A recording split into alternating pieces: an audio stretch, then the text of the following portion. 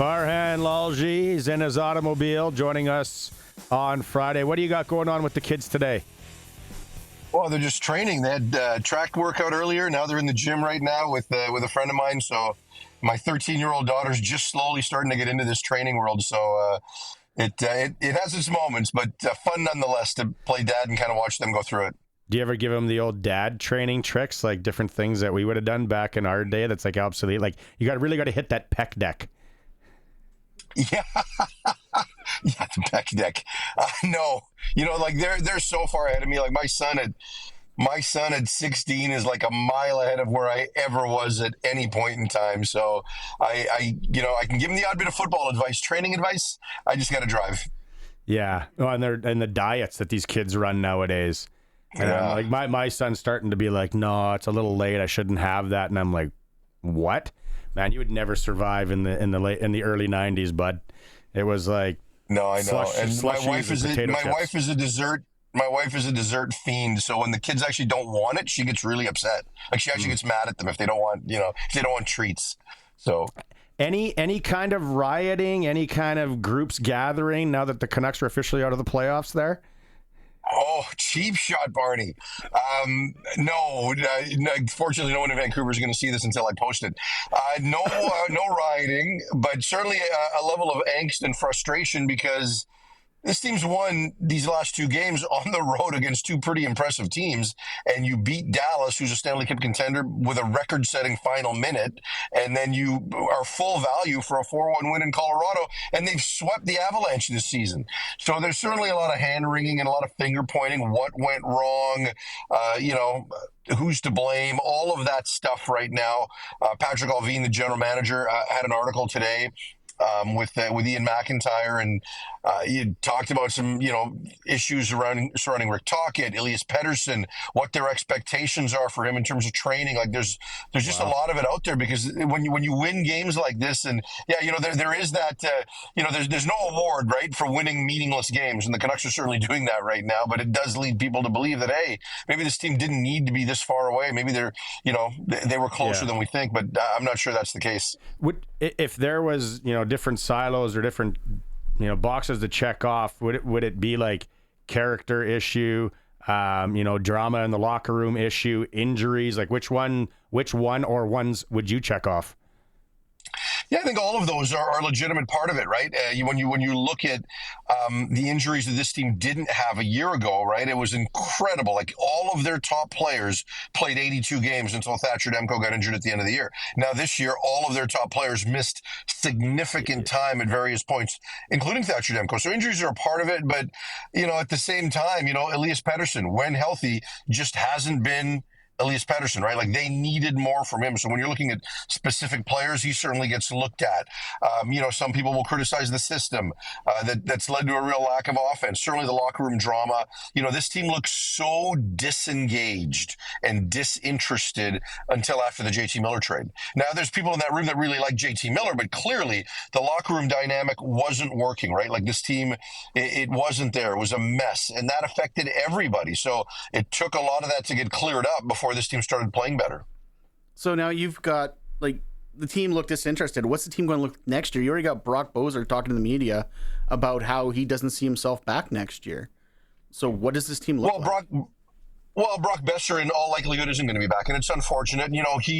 His value took a bit of a hit, right, in and around the trade deadline, and then he's played better in the last 2 weeks, and he's been scoring again, so that's certainly raised his value elsewhere. But I think he understands that this is probably it, and the Canucks are going to look to spend their money elsewhere. When they made the Miller trade, it really had a ripple effect, right, in terms of where this franchise was and what needs to happen going forward, because this team had depth down the middle. Now they got nothing down the middle, right? Like you lose Miller, and you don't know what you're going to get next year from Elias Pettersson, so you got to spend money to improve that area, and that's such a much more difficult area to improve than potentially improving on the wings. So, ultimately Boeser's season will probably look okay from a production standpoint, but really it's been so inconsistent and at critical times it wasn't there. So they're just not going to wind up paying him $7-8 million. If all of a sudden the market dictates that the Canucks can get him for six something, maybe they go there, but they're going to have to, it's weird how The season began with a team that was deep down the middle and really, really not deep at all on the back end.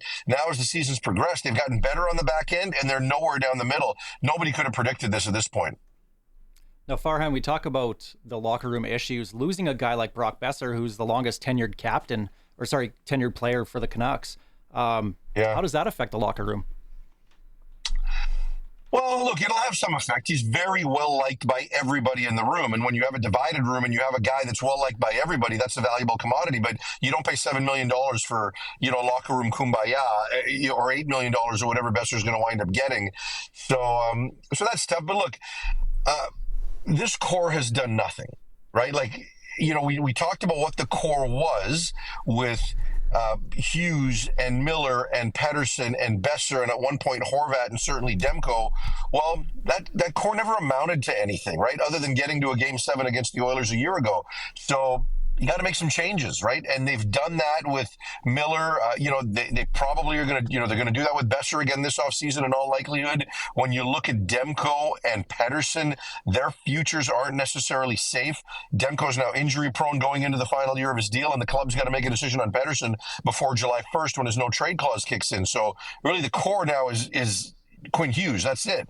And everything they do has got to be around making him confident in the future of this organization going forward, because in a year from now, he's eligible for an extension, and he is like, this guy's a top 7 or 8 player in the National Hockey League. Full stop. He is that good when he's healthy. So you better make sure you don't screw this up, and you got to keep him here long term. If you had $1 for every time that you interviewed or known of a player that played with a tear of some sort, you'd probably be the new franchisee of a Western Pizza there in the Lower Mainland. But what are you making of the Trevor Harris story and the ACL, MCL tears and then the PRP shots instead of surgery? Yeah, more and more people are doing that unless it's a complete tear, right? And we've seen people play with complete tears. You look at Alex Singleton of the Broncos, complete tear of his ACL and finished an entire game, right? Like, so these things do happen, and technology, especially on the medical side, evolves from time to time. And we've seen even before an MCL injury led to a scope. Now it doesn't necessarily do that. So there's different ways to work through that. I don't think it's going to, put Trevor Harris in a position where he's more likely to get injured again next year. I think it shows a tremendous amount of toughness that he was able to do what he did and eventually came back, and it shows how invested he is in the franchise that he did all of that. But, having a chance to visit with him this offseason, he is so excited and feels so prepared and thinks he's found the fountain of youth. So, I said on this show last week when you weren't here, Barney, that if Trevor Harris plays 17 games, I think he's going to win the MOP, and I'm standing by that because I really like what Saskatchewan's done around him, and I think that they're putting him in the best position to stay healthy. So, obviously, you think he's going to be MOP. Who's going to challenge him out of the West, though? You got Brady, you've got Nathan Rourke. Like, who's his biggest challenge? Well, I do think Nathan's going to be significantly better, right? He's going to, is he 2022 Nathan Rourke? I don't know, but I don't know that anyone will be that again. But his entire offseason, he's doing the Vernon Adams mini camp, right, where he's got the guys for 3 days, and they're all in North Vancouver right now as we speak, finishing up practice, doing team building activities, catered meals, all of that. He's really getting a buy-in in this locker room. So I think we're going to see the best version of Nathan Rourke. I also think Vernon Adams is going to be part of that conversation if he's healthy, right?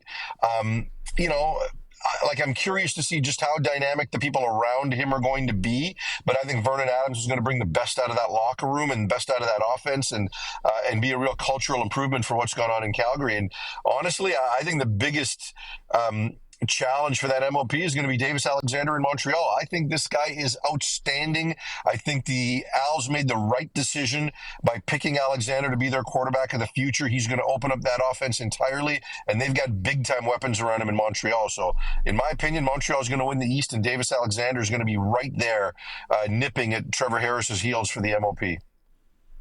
Before we brought you on, Farhan, we were talking about marketing with the Regina Pats. I have a question about that. Yeah. Like the CFL here, obviously with new commissioner Stuart Johnston, who you know very well with TSN.